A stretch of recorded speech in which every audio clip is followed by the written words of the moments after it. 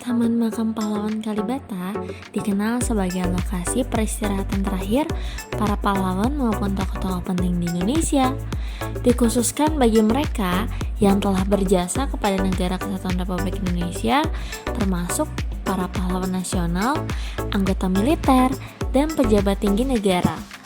Lebih dari 7.000 orang korban militer dan juga veteran dari Perang Kemerdekaan Indonesia dimakamkan juga loh di Taman Makam Pahlawan Kalibata. Taman Makam Pahlawan Kalibata ini terletak di Jalan Raya Kalibata, tepatnya di Pancoran, Jakarta Selatan. Nama Taman Makam Pahlawan berubah menjadi Taman Makam Pahlawan Nasional atas persetujuan Presiden Soeharto. Lalu Taman Makam Pahlawan Kalibata ini juga diresmikan oleh Presiden Soeharto pada 10 November 1974. Taman Makam Pahlawan Kalibata ditetapkan menjadi Taman Makam Pahlawan Nasional Kalibata pada 6 April 1976 melalui Kepres RI nomor 18 tahun 1976.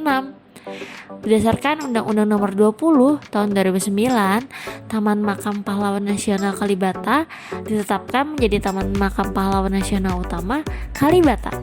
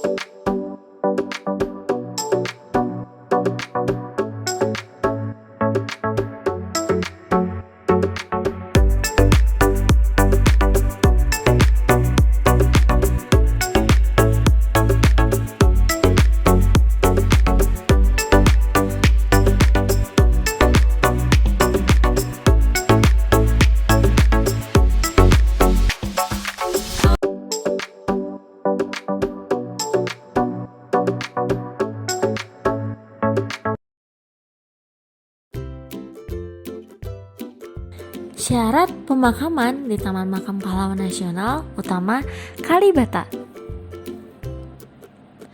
Tidak semua orang bisa dimakamkan di Taman Makam Pahlawan Kalibata. Pada awalnya terdapat banyak kategori loh yang bisa dimakamkan di Taman Makam Pahlawan Kalibata ini. Kategori tersebut meliputi purnawirawan, TNI, Polri, PNS, bahkan masyarakat sipil yang mendapat persetujuan dari Kementerian Sosial. Namun, syarat tersebut diperketat sejak tahun 2009. Hal ini tentunya berkaitan dengan area Taman Makam Pahlawan Kalibata yang semakin padat ya. Dalam kasus tertentu, Presiden juga bisa menggunakan diskresi agar seseorang bisa dimakamkan di Taman Makam Pahlawan Kalibata.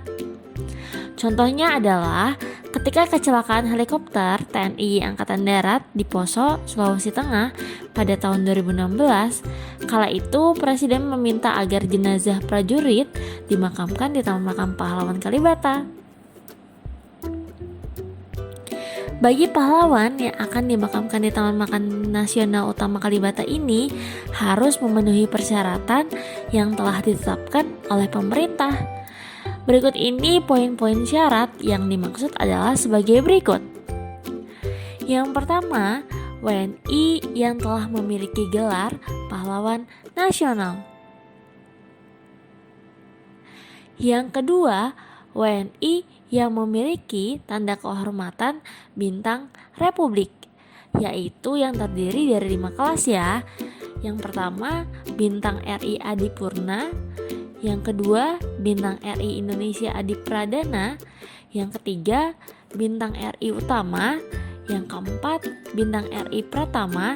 Dan juga Bintang RI Nararya. Selanjutnya yang ketiga, WNI yang memiliki tanda kehormatan Bintang Mahaputra, yaitu yang terdiri atas 5 kelas juga. Yang pertama, Bintang Mahaputra Adipurna. Selanjutnya Bintang Mahaputra Indonesia Adi Pradana. Lalu Bintang Mahaputra Utama. Lalu Bintang Mahaputra Pratama. Dan juga Bintang Mahaputra Nararya. Aturan ziarah di Taman Makam Pahlawan Nasional Utama Kalibata. Adapun aturan ziarah yang berlaku di TMPN Utama Kalibata ini, kegiatan ziarah pun diperuntukkan untuk 3 golongan, yaitu yang pertama, ziarah perorangan, ziarah nasional, dan juga ziarah khusus. Berikut aturan-aturan yang berlaku sesuai dengan golongannya.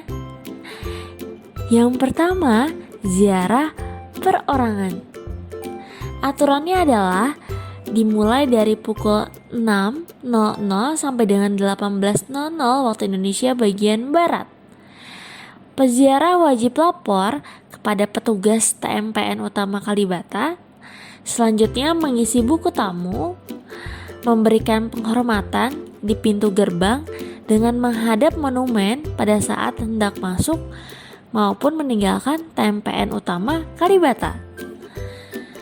Selanjutnya, menuju makam tujuan ziarah dengan permohonan disampaikan kepada Kementerian Sosial, Direktorat Kepahlawanan, Keperintisan, Kesetikawanan, dan Restorasi Sosial, Dirjen Pemberdayaan Sosial dengan tembusan kepada pengelola Taman Makam Pahlawan Nasional Utama Kalibata. Golongan yang kedua yaitu ziarah nasional. Aturannya adalah diikuti segenap golongan dan dilaksanakan dalam rangka peringatan Hari Pahlawan, yaitu 10 November. Selanjutnya, peziarah ditunjuk suatu panitia sesuai dengan ketentuan Menteri Sosial. Golongan yang ketiga yaitu ziarah khusus. Aturannya adalah diselenggarakan dalam rangka kunjungan tamu negara pada acara kenegaraan. Selanjutnya, penyelenggaranya dikoordinasikan Sekretariat Negara dengan melibatkan instansi terkait lainnya. Tokoh-tokoh yang dimakamkan di Taman Makam Pahlawan Kalibata. Berikut adalah beberapa tokoh nasional yang dimakamkan di Taman Makam Pahlawan Kalibata. Yang pertama, Adam Malik. Beliau merupakan Wakil Presiden Republik Indonesia ketiga, sekaligus Ketua Dewan Perwakilan Rakyat ke-7, Menteri Luar Negeri Indonesia ke-11, Menteri Perdagangan Indonesia ke-15, dan Wakil Ketua 3 Komite Nasional Indonesia Pusat. Selanjutnya, Agus Salim. Beliau merupakan Menteri Luar Negeri Indonesia yang ketiga. Selanjutnya adalah Adi Sastroamidjojo. Beliau merupakan Wakil Ketua Majelis Permusyawaratan Rakyat Sementara, Perdana Menteri Republik Indonesia ke-8, Menteri Pertahanan Indonesia ke-10, Menteri Pendidikan dan Kebudayaan Indonesia ke-5. Selanjutnya, Juanda Kartawijaya. Beliau merupakan Perdana Menteri Republik Indonesia yang ke-11, Menteri Keuangan Indonesia ke-11, Menteri Pertahanan Indonesia ke-11, Menteri Pekerjaan Umum Indonesia ke-5, dan juga Menteri Perhubungan Indonesia yang ketiga. Selanjutnya, Sultan Syahrir. Beliau merupakan Perdana Menteri Republik Indonesia yang pertama, Menteri Luar Negeri Indonesia yang kedua, dan juga Menteri Dalam Negeri Indonesia yang kedua. Lalu selanjutnya yaitu Hasri Ainun Besari.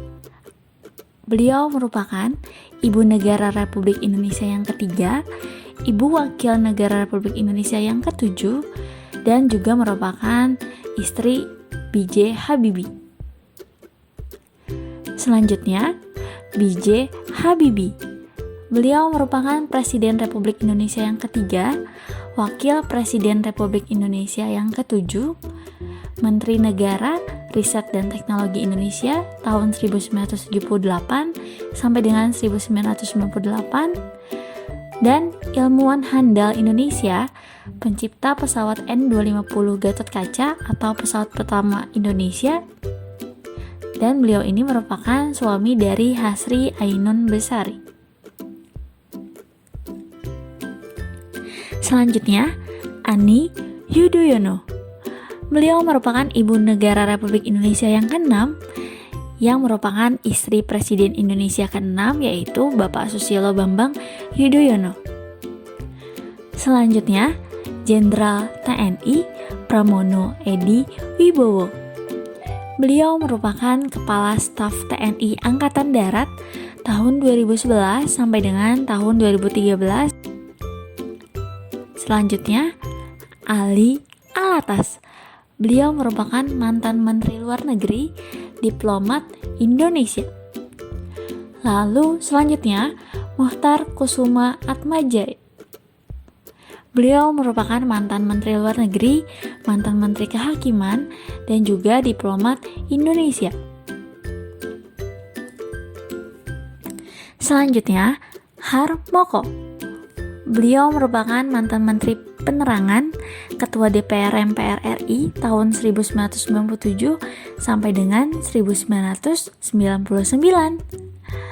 Selanjutnya, Marsikal Muda TNI Halim Perdana Kusuma.